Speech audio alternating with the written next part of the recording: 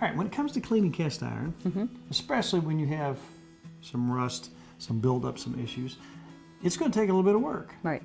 Now, the thing is, you can bring it back, and once you bring it back, once you season it, sometimes you might want to season it 2 or 3 times to get it ready to roll.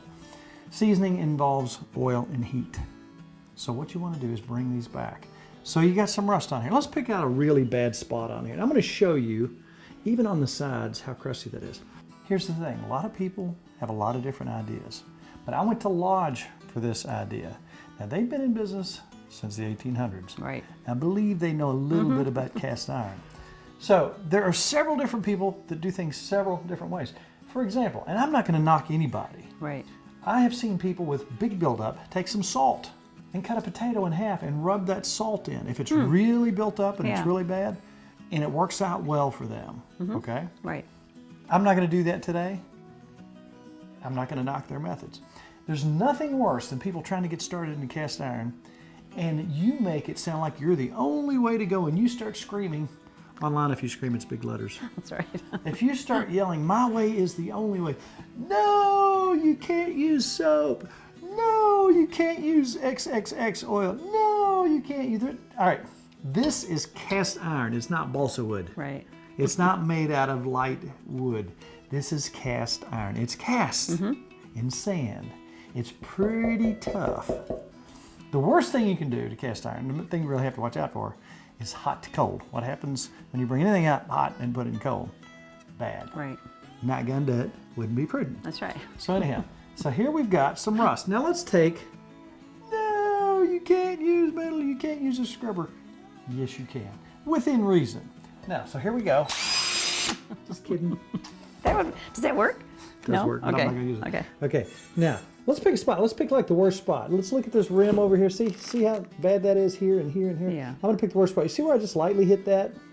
Okay, so I'm gonna put a glove on because I've got to cook for people later. I don't want to have black and orange hands. So look with just a minimal amount of work. Now, again, people can say, oh no, you can't use metal against metal. You can use a light scrubber. That's taking it You've off. got to do something to get that off. That's doing good. I don't like to use chemicals. Some people use oven cleaners and things like that. That's noxious to me. I don't like it. That's just me. Now look at that right there compared to this. You can tell we've knocked off that light layer of rust. The whole overview to this thing is simple. So this is your first step. It's just to scrub it a little bit. Then you wash it in soap. You can scrub it. You can use a scrub brush, and you can scrub that a little bit with a plastic scrub brush. Now, there's a lot of folks talk about what to use cloth-wise on them, and I think the lingo out there is a lint-free cloth, and I think that, you know, obviously, the less that you leave in the pan, the better. Now, there's a million things we could use as we're preheating our oven to 350. That's right. What we're going to use, as my grandfather called it, olive oil. That's good already. It looks a lot better, doesn't it? Yeah, it does. It looks really good. I mean, look, just after that, yeah, that's. now we still have a little bit of, just a little bit of that rust color in there, but you know, there are no tricks here. Everything's in real time. There's a little elbow grease involved, but it's worth it. I mean, this piece right here, if taken care of properly, and again, we did this only for educational purposes. That's right. Let it get in that kind of shape. This could be passed down, and we plan on passing all these down to our kids and hopefully to their kids and so on and so forth. And we did put aluminum foil in there on the bottom in case anything does drip, because it's gonna get hot. What we're gonna do 350 degrees. Once we're preheated, we're gonna go for an hour upside down. Now, you remember where we were? Remember where we were? Yes. Look where we are now. Looks good.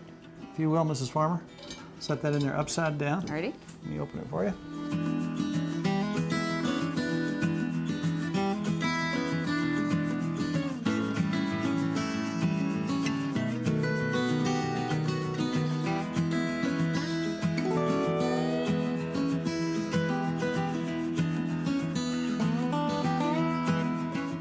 All right, now you remember earlier?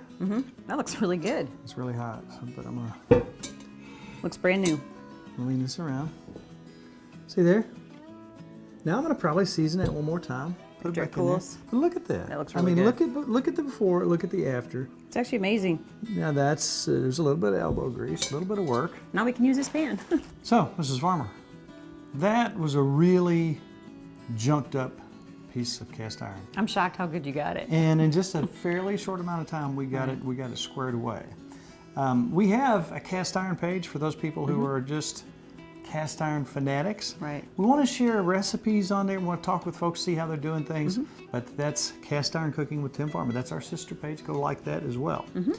But we really want you on Tim Farmer's Country Kitchen Facebook page. How in the world? It's got to be complicated, right, Ms. Farmer? It's very complicated. What do you gotta do? You hit like, I think. No. Yeah, that's it. it. It's pretty easy. We got a couple more recipes tonight. Donnie's sharing those. We'll put those on our site. Where would you go? TimFarmersCountryKitchen.com. That's exactly right. Now, a lot of times we don't measure. And I Right. actually go, you go there too, don't you? Say, okay, how much? Yeah. We all do. You know, Kelly makes us put stuff in there, I know, the she measurements, does. because I never measure. That's right. TimFarmersCountryKitchen.com. Hit subscribe. That way, anytime anything new comes out, you know about it. And it's another half hour just That's right. gone. Fly by.